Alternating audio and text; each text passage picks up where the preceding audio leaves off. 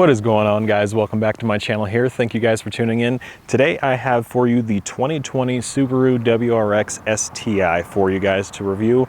They've done a lot overall in comparison to the WRX with what they've achieved with this vehicle, chassis stiffness, overall braking capabilities, everything, throttle response, everything that they've put into this is just kind of mind-blowing of what they did. Now let's really kind of take a deep dive into what this vehicle can actually do.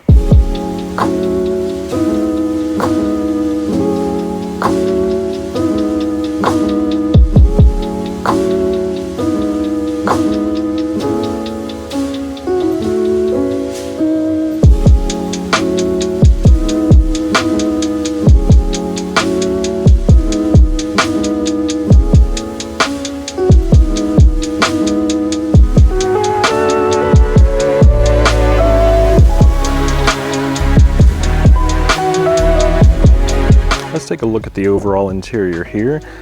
On the door, you do have leather, this nice Alcantara suede with this red stitching up and down here, same down here, some Alcantara with some red stitching. Got this nice kind of piano black trim right here. When you come around to the seat, the headrest has engraved in it STI here, has some more red stitching around the top. In the middle has this nice super grippy Alcantara that just hugs your body. Sides are this nice leather with this red trim and red stitching as well, and you got these nice red seat belts. This is a manual, so you get the nice sporty 3 pedals here that really grip your feet, or really grip your shoes I should say. I hope you're not driving with your feet, that'd be kind of weird. Steering wheel is this nice leather trimmed with this vented leather here, STI logo down here, STI logo here, this nice leather shift knob with this chrome ring and this red inlay with the 1 through 6 for the shifter there. Overall, the vehicle I would say is pretty simple, and I really enjoy that kind of simplistic design. I don't like things way too complicated. I really enjoy what Subaru did with this vehicle. You come around to the back, you do get, of course, the same interior trim, which is nice. I have seen some manufacturers where they just will not have like red seat belts, or the seats won't have the same red trim. They'll just be black back here, and it's just overall kind of boring. And for my seating position up in the front in the driver's seat, if I come and sit around in the back here, I have a monumentous amount of room, and it's surprisingly enjoyable. Like actually how much room you do have back here, because you could fit basically all your friends in this vehicle with 0 issues. Here it looks like there should be something there, but there is not. Down here you do have a drop down armrest with cup holders here.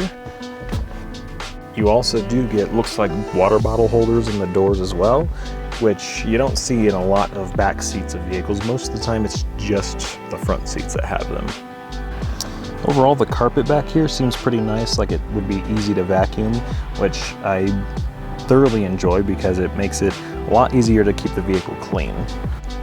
If we come to the trunk here, there's a button back here to open it. Kind of flips open fairly nicely, and overall, even with the wing, this deck lid is pretty light, which I'm surprised it actually feels that light. You do have quite a bit of cargo space back here. Wait. Car no go space, car no fly. You do get quite a bit of room back here actually. It looks like you do have a spare tire with this vehicle as well. You don't see that, and just so you guys are aware, the spare tire will not fit on the front. Spare tire will only fit on the rear, so if you get a flat tire in the front, you will have to swap one of your rear wheels with the front wheel to put this on the rear. It will not fit on the front with the Brembo brake package. More spare tire tools. Of course, the glow-in-the-dark safety pull release when you lock your friends in the trunk. As we come around to the engine here, you do still get Subaru's EJ257 in here, which gives you 310 horsepower, 290 pound-feet of torque. It is a great engine overall. I mean, long-term reliability, I'm not exactly sure on this specific 2020 model. With at least it being stock, I've seen people having issues when they start modifying them. You start increasing the power and you have ringland issues, stuff like that. But overall stock, I'm not exactly sure. but it does seem to be a good engine. It is mated with the 6-speed manual transmission. It's the only available transmission with the STI model.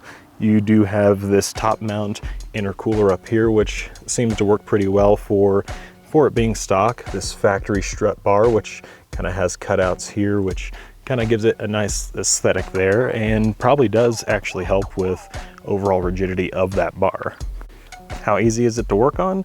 I mean, everything is like easily accessible here. I mean, you have coolant, washer reservoir, engine oil, very simple, very easy to access everything.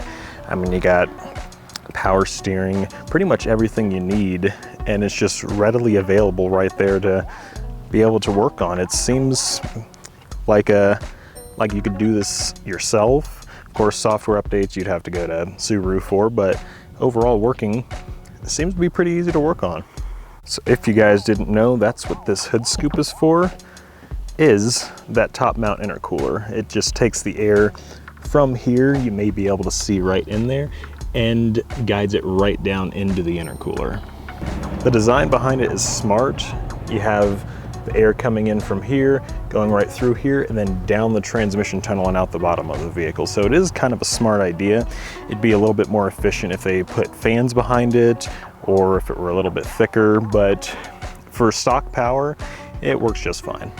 The sad thing is, in 2007, which I believe was the last year they did it, is when they got rid of the intercooler sprayer. They used to have a sprayer up in this channel that you press the button, it would spray water across the top of the intercooler to help with cooling. But since about that time, Subaru has stopped doing that, unfortunately. If we come down here to the suspension and brakes, you do get a McPherson style strut, so you get a strut and lower control arm here.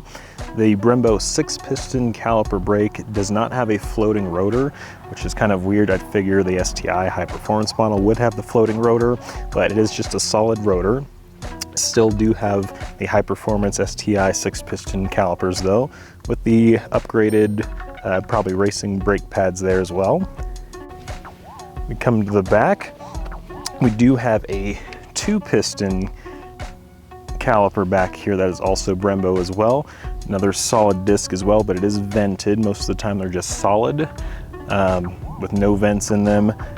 And you also have multi-link rear suspension as well. This altogether overall handles amazing. I couldn't imagine how well it would do on track, especially with the suspension setup, that center differential, how everything overall would just work together to be able to create a really good car to put down some great lap times in. All right, I'm coming up on some corners here. Let's just kind of see how this thing feels.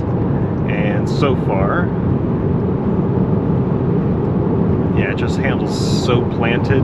You can tell this car was designed to be a track vehicle. They've reinforced the chassis so much compared to the WRX, because I've driven the regular WRX before, and it doesn't feel nearly as stiff as this. It also doesn't have a sunroof, so that could also aid in it. It also has a super low center of gravity, so the overall feeling is just amazing. Of course, you have the boxer engine, which contributes to the low center of gravity. You don't have the weight of the sunroof up in the roof.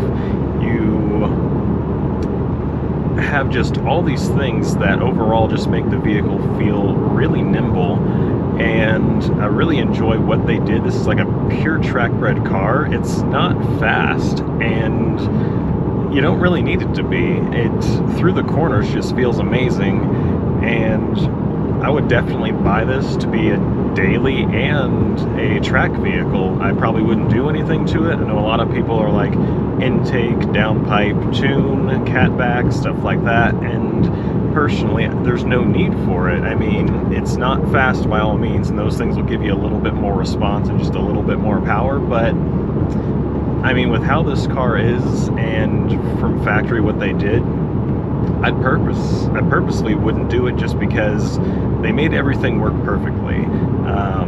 The turbo spool's quick. You have this top mount intercooler, which works okay, but for stock power it works fine.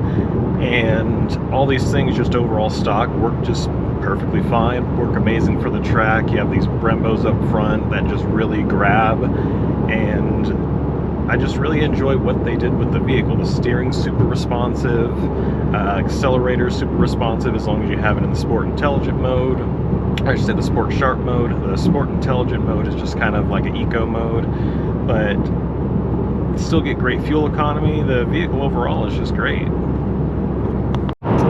Alright, it's time for the braking test here. No one behind me, and yep.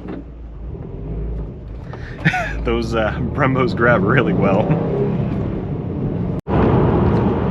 There's a lot of things I like about the vehicle. Of course, I personally just like a vehicle that handles really well, and this definitely does that.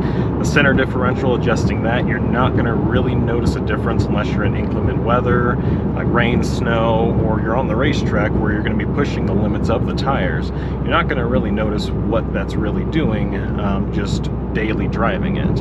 But if I had some quirks with it, I don't like how the clutch feels. The clutch, it feels unresponsive in a sense, and the clutch isn't bad in this, like bad as in it needs to be replaced, because it grabs. It's just the responsiveness of it. You try to engage it and you don't really feel anything until you're nearly stalled out, and you're like,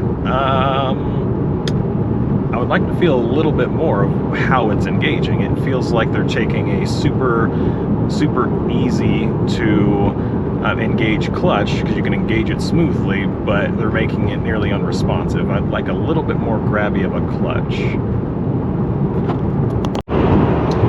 Only one other thing I personally don't like, I don't sit low enough. I have the seat all the way down, and I personally feel like I'm sitting way too high in this vehicle.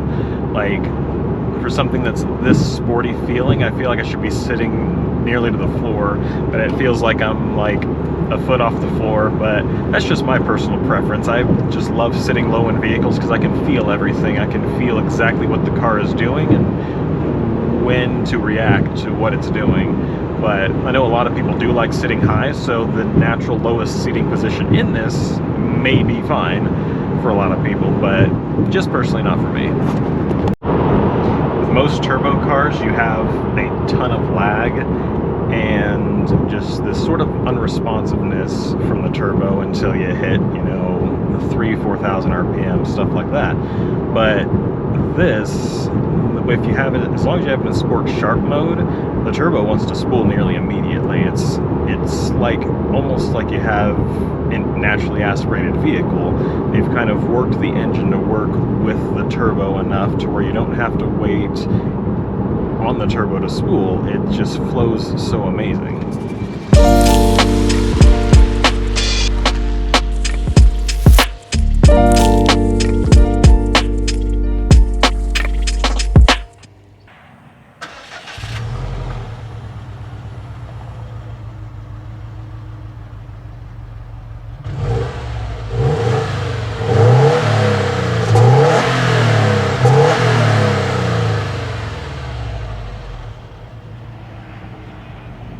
Now, fob features on the vehicle are pretty simple. You have lock, Subaru button is unlock, hold down for the trunk, that for alarm.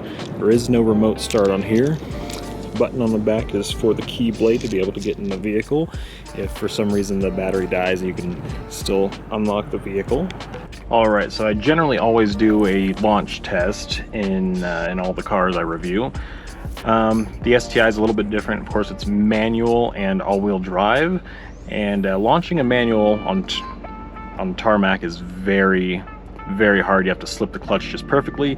Since I'm not used to launching this specific vehicle and I'm not used to this clutch, I'm just kind of going to do a rolling launch. So have traction control off, have it in Sport Sharp mode in first gear, and let's just see what this thing can do.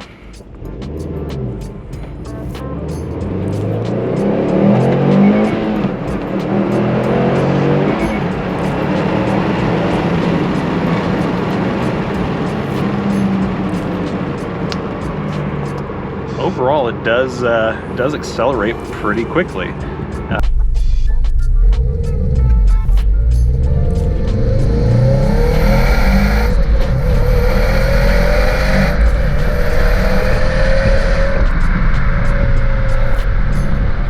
go over some of the interior features here. On the main radio screen, you do have phone, Subaru Starlink, which I personally am not 100% sure what that really is. Media, which you can connect your phone to. Radio, of course. Application settings, you can add shortcuts. Shortcuts, I'm guessing you can add more apps. You can even move things around on the screen. Over here, there's nothing and nothing, but it's pretty simple and easy to go around here. Down here, you have like your heat adjustment and stuff like that. You go up here. This upper screen, you can adjust like where the fan speed is, your temperature. You can also make it dual zone climate control, which is pretty nice. AC, recirc, stuff like that. Defrost, rear defrost. It's fairly simple, which I really do enjoy. They made it not overly complicated like a lot of these vehicles are today. On the right side of the steering wheel, you do have cruise control. Push down to set. Push up to resume, and you can also use this as a minus to lower your speed, raise your speed. You can also cancel it from here so you don't have to press on the brake there. Left side, you do have a plus minus for volume, left, right to change your music. Middle button is mute. You can change your source from here. Hands free, you can make a call and end a call here. Over here on the left stalk, you do have auto, off, park lights, and headlamps. Of course, push back for brights as well. Left side, down for wipers. You can do up for a mist stroke, and then you pull back, of course, for spraying the windshield as well. Down here you get your intelligence drive. You push the center, it changes it over to intelligent, which is kind of more of an eco mode. If you rotate this left, it changes it to the middle power band, which makes it a little bit easier for overall driving, more of a kind of a normal drive mode, while the regular intelligent mode is kind of an eco mode. And then you also have Sport Sharp, which increases throttle response, makes everything a little bit more sharp as you're accelerating and stuff like that. With your center diff controls, you have auto and manual. If you keep it in auto, the center diff will unlock and lock based on how you're driving and what it needs to do, based on what you're driving like, if you're driving in snow, if you're driving on the track, stuff like that. If you put it in manual mode, you can change the center differential from lock to nearly fully open. If it's fully open, you're basically at a 35-65 ratio, 35 power being in the front, 65 in the rear. If you put it at fully locked, it's able to adjust based on how you're driving to make it 80% rear and 20% front based on what it thinks you're going to need at the time. The difference between the auto and the manual mainly is if you have it in manual, you're able to tell the differential to either stay fully locked, stay at say 75% or 10% locked, but if you're in auto, it just continuously stays or continuously changes from being fully locked to say 10% of that fully locked ratio. I really enjoy how they kept the analog gauges, and they even have a little STI logo right in there as well. Here in this menu, you do get a boost gauge, kind of an acceleration, a percentage gauge over here, and an acceleration like meter over there as well. Here you can have your average fuel economy, your miles per gallon average, and the acceleration, like how much percent you're pressing on the accelerator. This is kind of a G-force, more of like a yaw rate sensor in there that tells you how much like angle you're at, how much force you're putting left and right on the vehicle. And like right now I'm sitting on a 6-degree slope, which is pretty steep. Let's take a look here. This one is a miles per gallon, your average, your instant, and how much range you have. You also have your clock and your date. And if you hold this, you can access the center screen settings, which you can change a couple different things there, like the date, time, maintenance, driving history, car setting. You can even initialize it to change everything. You can change a lot of different things in this system, which is pretty cool. One of my favorite things you never see on cars nowadays, it has an actual rip-it parking brake here, so you can actually rip it. Down here you have these controls, which you can run through. So you have miles per hour, hours driven, just blank. You can Switch a couple different things in there, your SI drive, whether you're on Sport, Sport Sharp, or Intelligent there, and back to speedometer. Up in the roof, you do have an SOS button, and this, I'm not exactly sure what that does. I'm assuming it's specific to Subaru there, but you also do not get a sunroof in this because it is the STI version, and that is kind of a detriment to chassis rigidity. Down here you get cup holders with a sliding little cover here. You have heated seats low and high down here. Back here you have USB ports, an auxiliary jack, and another 12-volt jack, and a little cubby back here. It's kind of tiny, but that's really all you need. Overall, I love what Subaru did with this vehicle. It's kind of their last hurrah to rally racing and stuff. Even though this car isn't necessarily a rally car, I bet if you put rally suspension on it and rally tires, rally wheels, stuff like that, made it overall a vehicle for rally, you'd probably get the same performance out of it as if it were the actual rally car. This is biased more towards street driving because, of course, whoever buys this is more than likely going to be staying on the street. But it is a great vehicle. I mean, you can take it to the racetrack, you can load your friends up in it, your kids, whatever you have. You overall just have a lot of fun with this vehicle. It's not fast enough to win any races, but it's fast enough to at least get around in traffic. You're not gonna